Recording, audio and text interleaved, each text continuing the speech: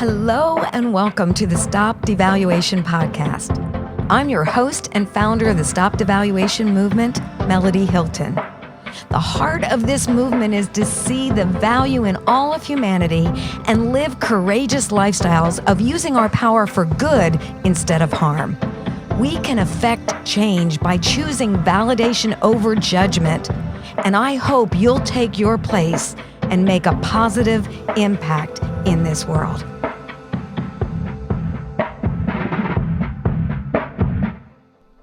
You will never stand out fitting in. But the fact is, the core need to belong, connect, and be valued is a driving force for every human being. When that is withheld, we suffer, we believe lies, and we function opposite of who we innately are. Beatriz Zaldana was thrust into an all-white English-speaking school, and her only language was Spanish. The language barrier brought shame over her beautiful Salvadoran heritage. Hear how her story builds a platform for her to stand out and make a difference in her world. Thank you, everyone, for being a part of StopDevaluation's My Story. Today, I have such an honor to introduce you to Beatriz Zaldana, and I thank you so much for being a part of the StopDevaluation. Thank you. It's such an honor to be with everyone. So, as we get started, I have learned so much how devaluation hurts us. Could you tell me about your story of the things that try to cause you to believe lies about yourself and not see your worth? Sure. I'd love to. So I am a bilingual Hispanic woman. So my first language was Spanish. That was spoken in the home. And so my parents are Central American. They were born in El Salvador, and they came to Los Angeles, California, and they met and married here. So my sisters and I are a result of that. And we, since they spoke predominantly Spanish, that was the language in the home. So what ended up happening is when I began school, I did not speak any English. And my older sister was already in school. So all I had was just some words that she would bring home. And of course, our grandmother who lived with us would put on Mr. Rogers, would put on Sesame Street, and that was all the exposure I had to the English language. So I remember starting kindergarten, and here's where it became, even a little more complicated. Here in Southern California, the schools, the public school system has programs where, especially at that time, if English was your second language, you would get put in a different classroom and have a different teacher. But our parents put us in private schools. So there was none of that.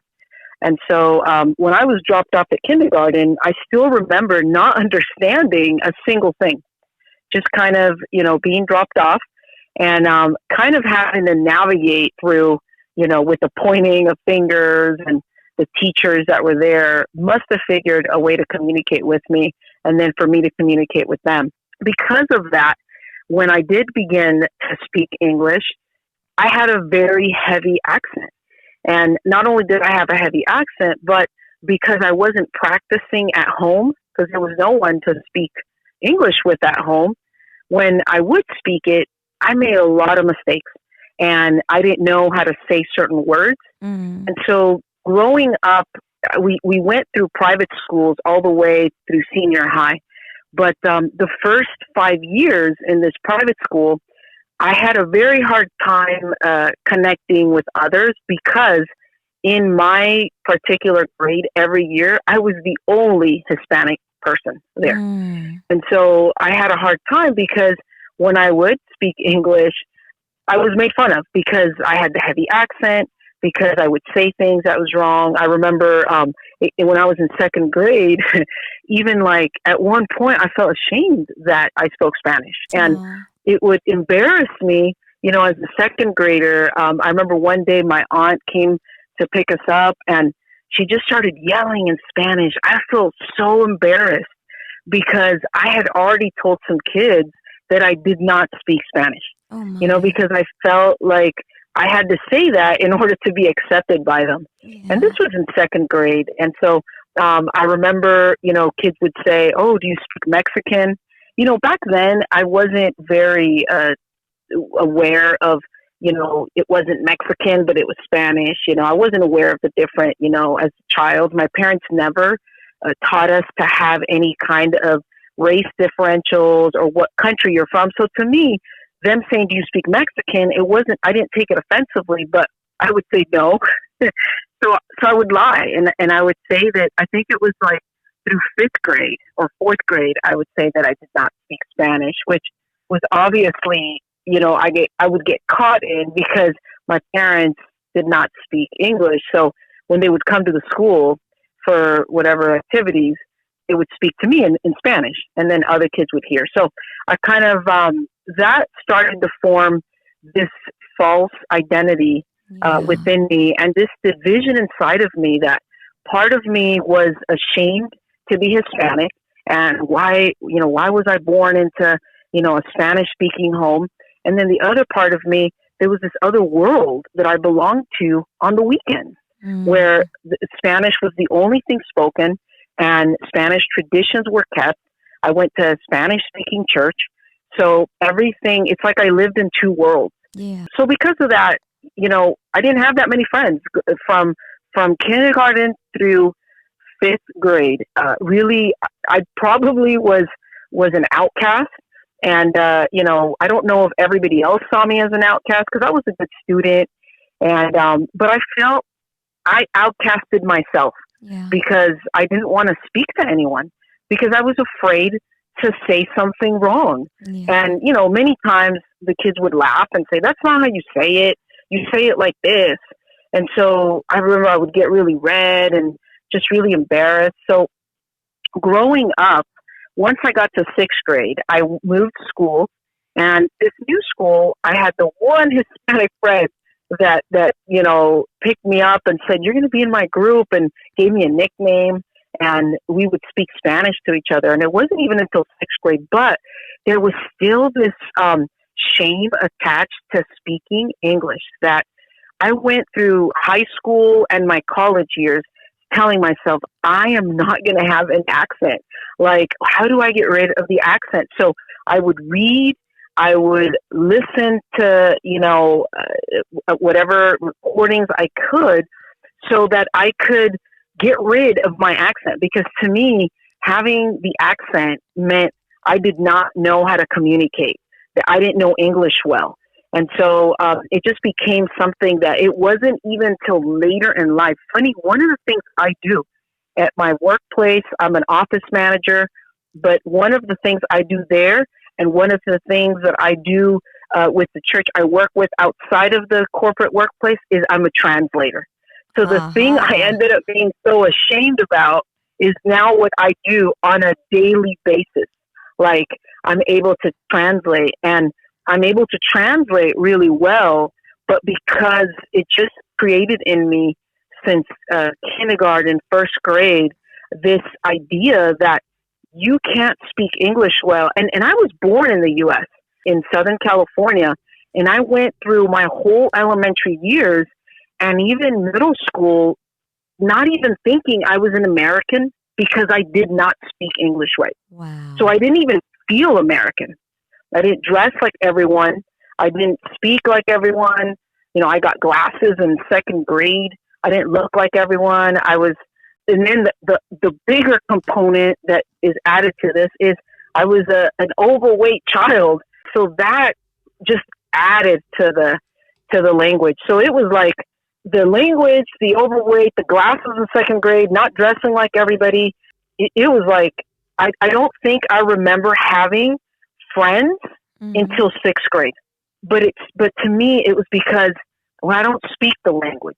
And the shame, of course, you've heard everyone when they share their story about, being overweight, kids can be mean. So it was like, I just felt like I didn't belong in this school.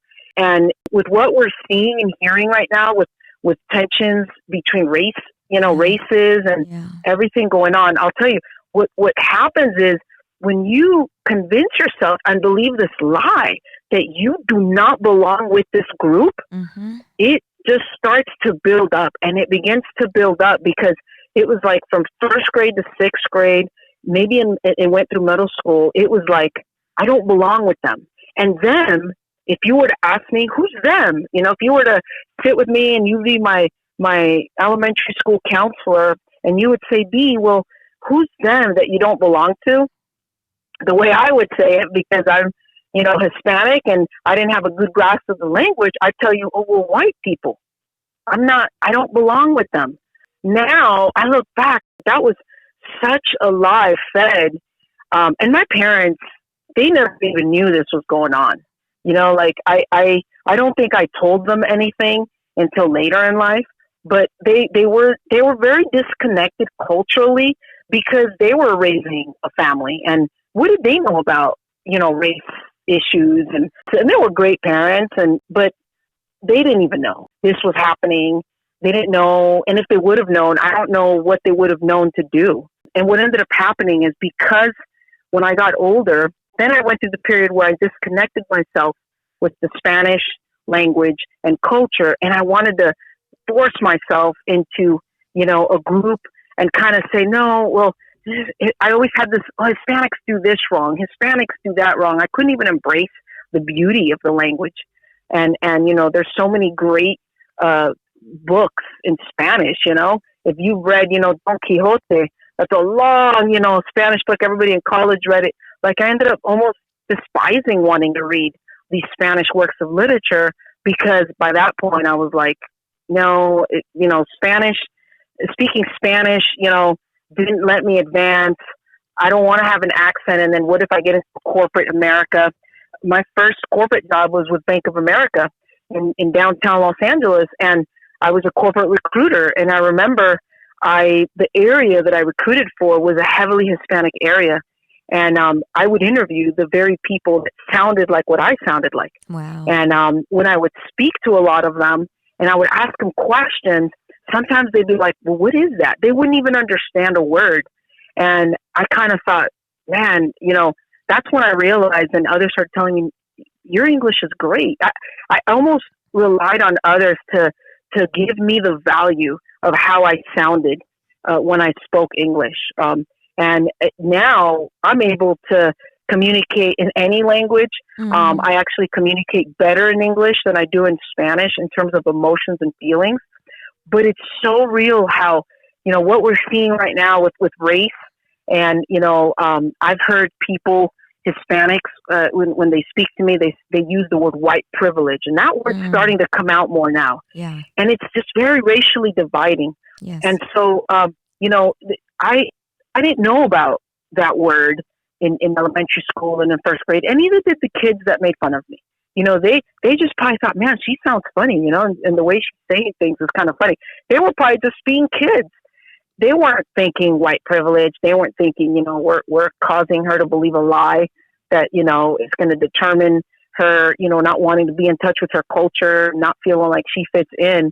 But I really now, in retrospect, when I look back, I'm very grateful that our parents forced me to learn Spanish, to read it, to write it, because I use it in the corporate setting.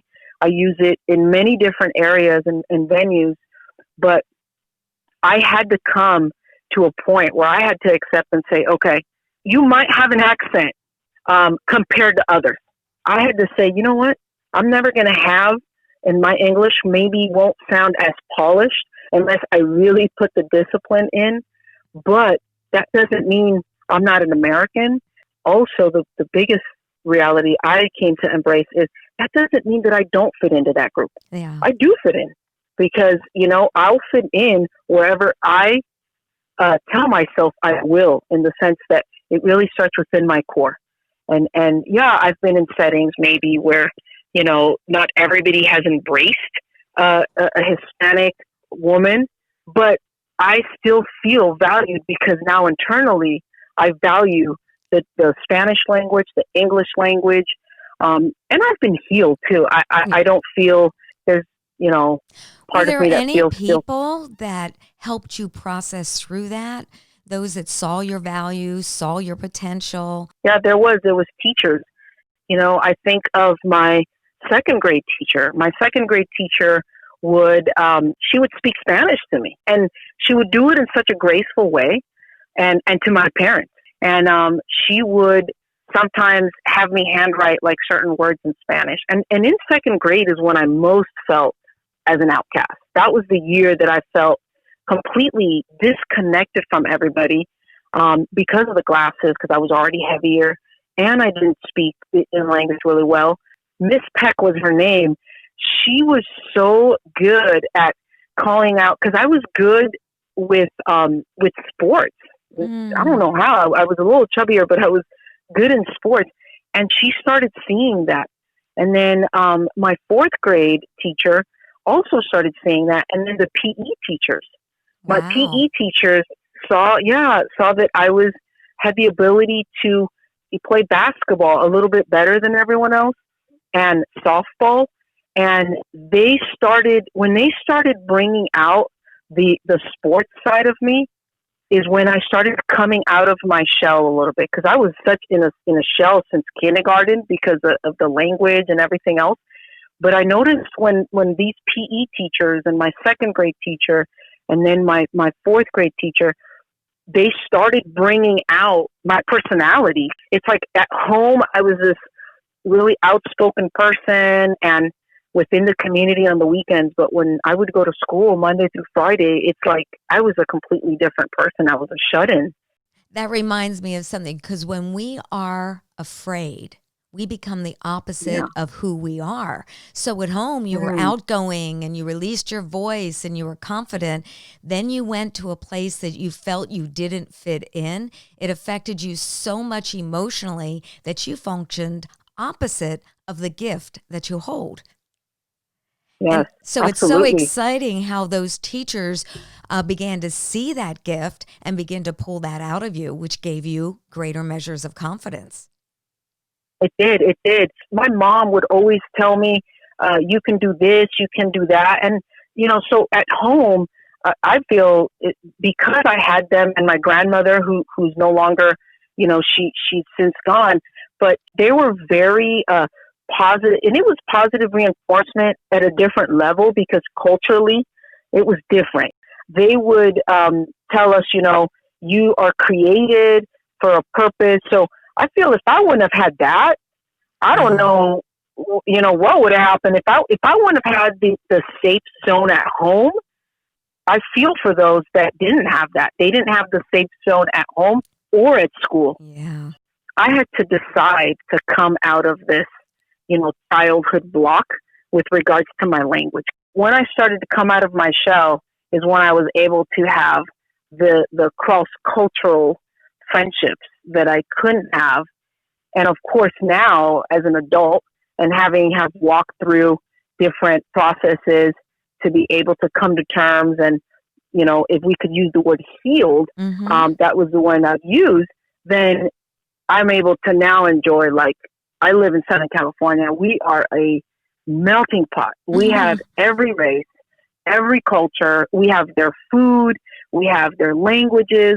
We have their movies. So now it's like something I love. When I hear and see now what's happening, and granted, my story is nothing like people that have gone through experiences where, they were, there was racism against them just because they were a darker shade of Hispanic or because they were, they didn't speak, the right language or they don't look, I haven't. I have been in experiences, my parents I've seen it where people have to their face because they didn't speak English right.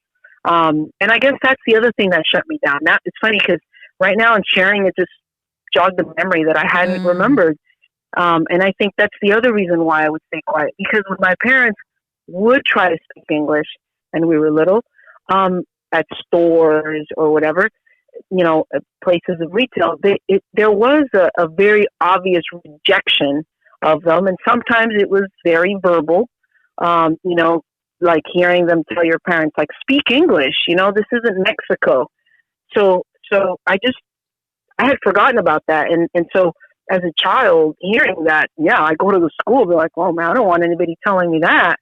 But it's still not extreme experiences that people that I know and maybe people that might be listening to me went through. Maybe people actually got assaulted physically because they were, darker skinned, Yeah. or because they, didn't speak English, right? I actually had a teacher even in middle school tell me and my friend, like, speak English. We're in the U.S. And so, but my reaction was different because this time I felt cool. I had one friend. It wasn't like before, but now it's great to see now how people actually value the different languages, Yes. and people value me. So let me ask you a question, B. How are you taking all your life experiences and using them now to generate value in others? Oh, I'm glad you asked that. Is because I was rejected, I developed this very bullying persona, like in elementary school. So I used to be the person that kind of bullied people because I felt myself an outcast. So in the past, I wouldn't bring value to people in their lives, and I would shame them with regards to language. If they would say something wrong, friends and close people out in my community. So it really, when I started to come into this reality that I had to bring value to people and mature in that, one of the main things I do now is, if in my community, because Southern California Spanish is very common, is if I'm out and about, I try to listen where I can serve as an interpreter in my community, and it happens all the time. So I'll be at the store and someone is trying to explain to the cash register something, and it's very clear that she's struggling with her English, and she's trying, or he. So I'll just step in, and I won't even ask. I'll just step in and I'll start speaking Spanish to them and ask them what they want, and then I'll tell the register person. Wow, that's beautiful. So and that's very, very common here in Southern California, because it's very common to find native Spanish speakers. And so I'll do that on a regular basis. Probably if I go out every day, I'll probably do that every day. The other thing is I actually will now translate in different settings as much as I can, because if I'm not translating the Spanish as well as translating English, because I work a lot also within the Spanish speaking community, somebody's being left out like I was. Yes. Somebody, if you don't understand the language, you won't grab the concepts. And so what I do is I will, if I'm in a circle or a place where Spanish is the dominating language, but someone there, even though they might be Hispanic, don't speak Spanish, because not every Hispanic speaks Spanish or understand it, then I bring value by saying, okay, why don't we translate this as well? Because what will happen is nothing to make someone feel left out than speaking in a completely different language that they don't understand. That's right. And so, good. Yeah.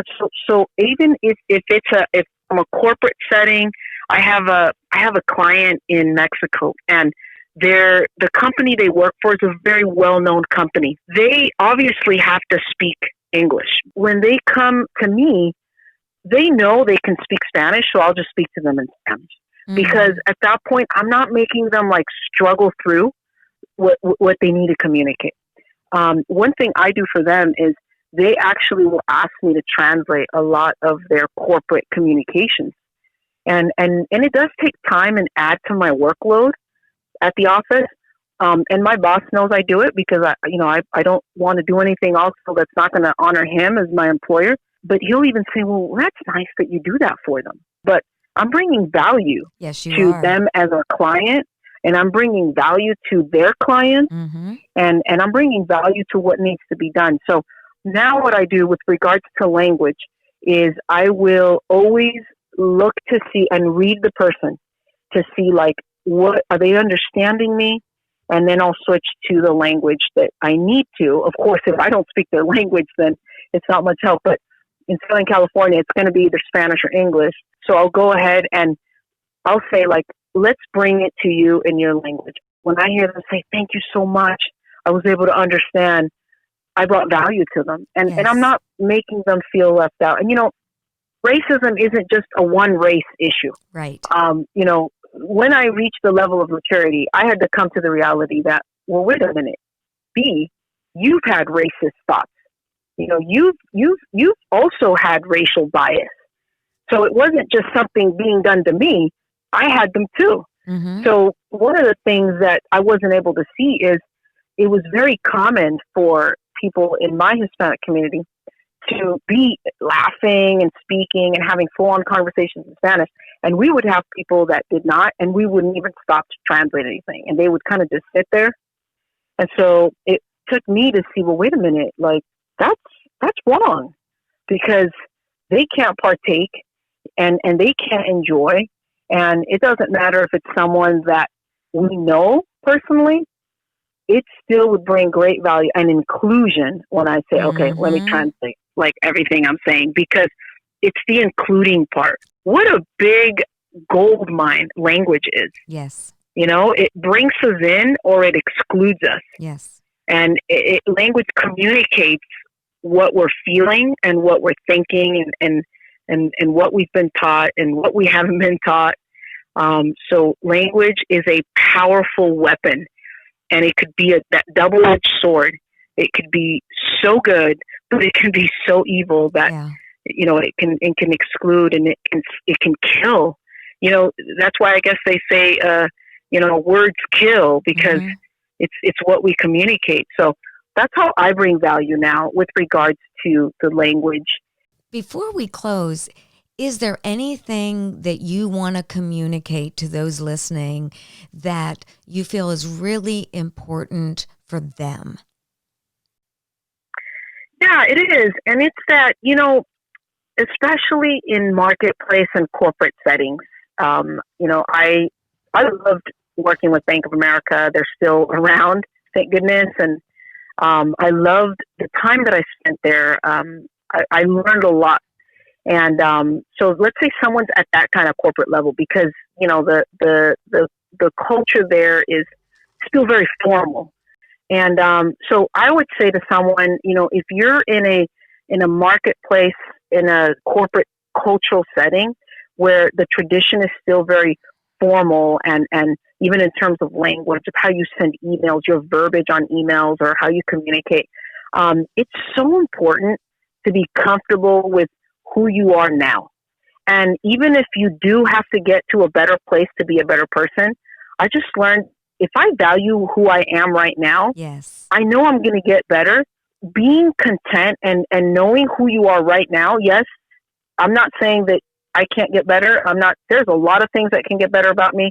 There's a lot of areas that I need to grow in. But if I'm always just like projecting into the growth, but not valuing where I'm at right now, the others are going to see it. And so it's in that context that I would leave that with my audience. B, this has been wonderful. You've given us so much wisdom, and you've really shown us that we all have a core need to belong. And when that's not there, we think in ways that are contrary to who we are. But when we do see our value, then not only does that impact our life, but it generates value in others. Thank you so much for being a part of the Stop Devaluation movement, My Story. Thank you so much. I'm totally in awe, because this is the first time I ever share this. So you're in your value podcast, you took out something that I have never even shared with anyone ever. Wow. Not even my own family. So this is where I love what you're doing. So keep it up. Oh, thank you so much.